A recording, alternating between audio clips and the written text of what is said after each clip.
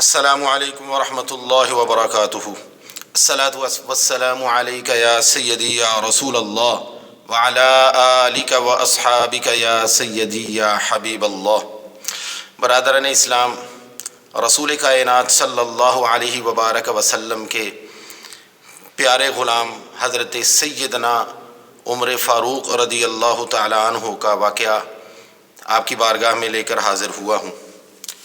حضرت اسلم تابعی رحمۃ اللہ تعالی علیہ اس واقعہ کو نقل فرماتے ہیں ایک دن میں سیدنا امیر المؤمنین حضرت عمر بن الخطاب رضی اللہ تعالی عنہ کے ساتھ تھا۔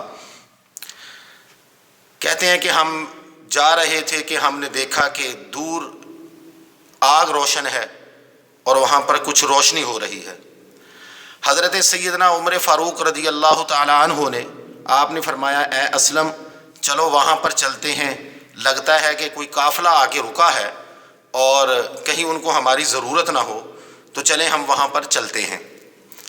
حضرت اسلم فرماتے ہیں ہم چلتے چلتے وہاں پر جب پہنچے تو کیا دیکھتے ہیں کہ ایک مائی صاحبہ ہیں اور انہوں نے آگ جلائی ہوئی ہے اور چولہے کے اوپر ہنڈیا رکھی ہوئی ہے، اور ساتھ ہی ان کے پاس چھوٹے چھوٹے بچے بیٹھے ہوئے ہیں اور وہ زور زور سے رو رہے ہیں۔ حضرت عمر فاروق رضی اللہ تعالیٰ عنہ وہاں پہنچے اور آپ نے کہا، یا اہل الضوء، اے روشنی والو۔ فرماتے ہیں یہ آپ کی کمال فصاحت کی دلالت ہے کہ آپ نے یہ نہیں کہا یا اہل النار۔ اہل الضوء کا معنی ہے اے روشنی والو، جیسے اردو میں ہم زو کہتے ہیں تو اہل زو کہا، اور اہل نار نہ کہا، حالانکہ انہوں نے آگ جلائی ہوئی تھی۔ آپ نے فرمایا اے روشنی والو تم پر سلام ہو، السلام علیکم ورحمۃ اللہ وبرکاتہ۔ تو مائی صاحبہ نے جواب دیا، وعلیکم السلام ورحمۃ اللہ وبرکاتہ، آپ خیر و سلامتی سے آ سکتے ہیں۔ تو آپ نے پوچھا کیا معاملہ ہے؟ تو انہوں نے کہا کہ سردی ہے اور سردی کی وجہ سے ہم نے آگ روشن کی ہے۔ تو آپ نے فرمایا تو پھر یہ بچے کیوں رو رہے ہیں؟ تو مائی صاحبہ نے کہا کہ بھوک کی وجہ سے رو رہے ہیں۔ تو آپ نے فرمایا تو ہنڈیا میں کیا رکھا ہوا ہے؟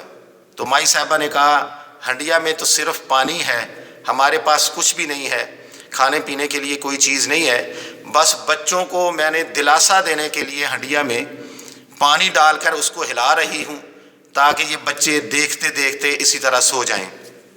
اور کہنے لگیں کہ اللہ تعالی ہمارے امیر المؤمنین کا حساب لینے والا ہے۔ آپ نے فرمایا کہ امیر المؤمنین کو کیا معلوم ہے، عمر کو کیا معلوم ہے کہ تمہارا کیا حال ہے؟ تو انہوں نے کہا کہ ان کو وہ خلیفہ ہیں، خلیفۃ المسلمین ہوتے ہوئے بھی ان کو ہماری خبر نہیں ہے، تو اللہ تعالیٰ قیامت کے دن ان کا فیصلہ کرے گا۔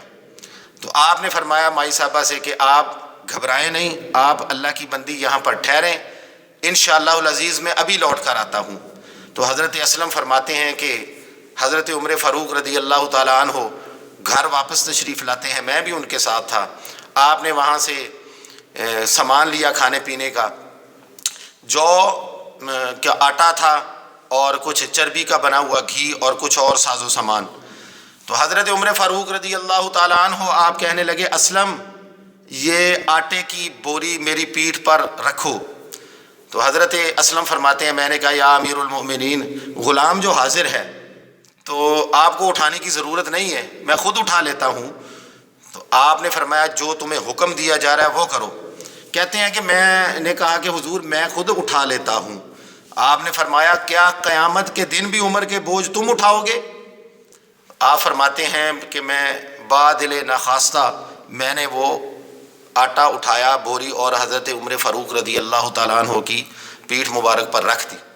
فرماتے ہیں سامان اٹھا کر ہم وہاں پر پہنچے تو حضرت عمر فاروق رضی اللہ تعالیٰ عنہ نے اپنے ہاتھ سے کھانا پکایا۔ آپ اپنے ہاتھ سے کھانا پکا رہے تھے اور آگ کو جلانے کے لیے پھونکیں بھی آپ خود مار رہے تھے۔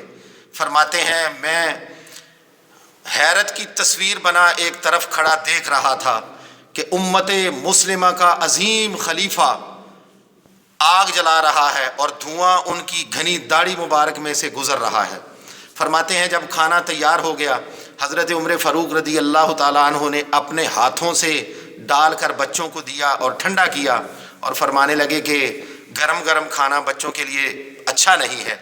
تو آپ نے فرمایا مائی صاحبہ آپ خود بھی کھائیں اور بچوں کو بھی کھلائیں۔ آپ خود ڈال ڈال کر دیتے رہے جب تک انہوں نے سیر ہو کر کھا نہیں لیا۔ جب انہوں نے سیر ہو کے کھا لیا تو حضرت عمر فاروق رضی اللہ تعالی عنہ کو مائی صاحبہ کہنے لگیں کہ اے اللہ کے نیک بندے، خلافت کا حقدار تو ہے، امیر المؤمنین سے ضرور اللہ حساب لے گا، عمر فاروق سے ضرور اللہ حساب لے گا۔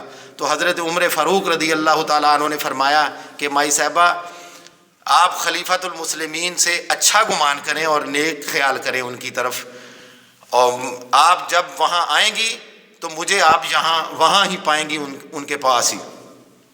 تو مائی صاحبہ نے کہا چلیں آپ کہتے ہیں تو ٹھیک ہے۔ حضرت عمر فاروق رضی اللہ تعالیٰ عنہ وہاں سے اٹھے، تھوڑی دور جا کر آپ چوپایوں کی طرح بچوں سے کھیلنے لگے۔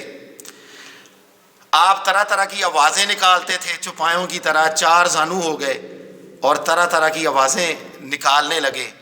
میں نے عرض کی، حضرت اسلم فرماتے ہیں میں نے عرض کی یا امیر المؤمنین آپ یہ کیا حرکتیں کر رہے ہیں؟ آپ تو عظیم خلیفہ ہیں، آپ کی شان تو وراء الورا ہے، تو آپ یہ جانوروں کی طرح کیوں کر رہے ہیں؟ تو حضرت عمر فاروق رضی اللہ تعالی عنہ نے فرمایا کہ اے اسلم خاموش ہو جاؤ، بھوک نے بچوں کو رلا دیا تھا، اب جب تک میں ان کو ہنستا ہوا نہیں دیکھوں گا میرے دل کو سکون نہیں ملے گا۔ تو حضرت عمر فاروق چار زانو ہیں، بچے آپ کے ارد گرد اکٹھے ہو گئے اور بچے آپ کو دیکھ کر کھیلنے لگے اور ہنسنے لگے۔ تو آپ اٹھے اور پھر آپ واپس آئے۔ تو آپ نے فرمایا اے اسلم جب میں نے بچوں کو اس طرح بھوک میں روتے دیکھا تو میں دل میں تہیہ کر لیا تھا کہ اس وقت تک ان کے قریب سے واپس نہیں جاؤں گا جب تک میں ان کو ہنستا ہوا دیکھ نہ لوں۔ اب بچے آرام سے سو گئے ہیں، ان کی بھوک بھی نہیں ہے۔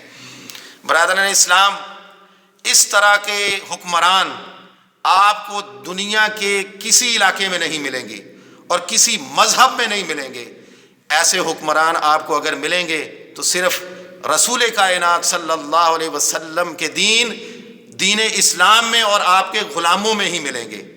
اللہ تعالی ہم کو بھی ایسے حکمران عطا فرمائے جن کو رعایا کی خبرگیری کا خیال ہو، جن کو اپنی رعایا کا خیال ہو، وہ اپنے ہی مال اور اسباب کو نہ بڑھاتے جائیں بلکہ اپنی رعایا کے لیے بھی سوچیں۔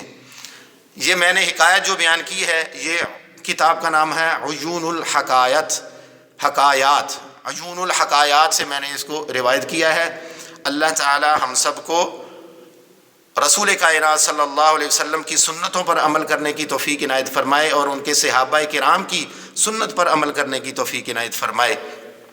اگر آپ ایسی اچھی اور ویڈیوز دیکھنا چاہتے ہیں تو آپ میرے چینل کو سبسکرائب کیجئے۔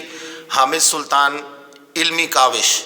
السلام علیکم ورحمۃ اللہ وبرکاتہ۔